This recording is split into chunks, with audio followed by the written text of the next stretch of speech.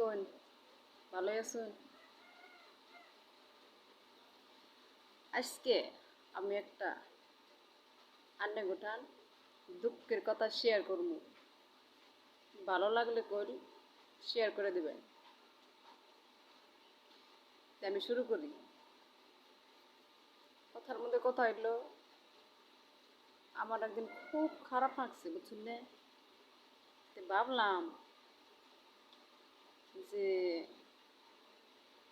স্কুলের বই আছে যে এই বই নিয়ে অল্প পড়ি, ভাল লাগবো মনটা। তে বইছি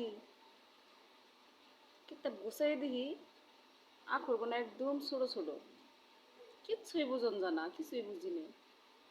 কিন্তু আবার হঠাৎ করে মাথায় আইডিয়া আইলো, আমি বুঝুন কোন দিকে, কোনো তো স্কুলে পড়ি নাই।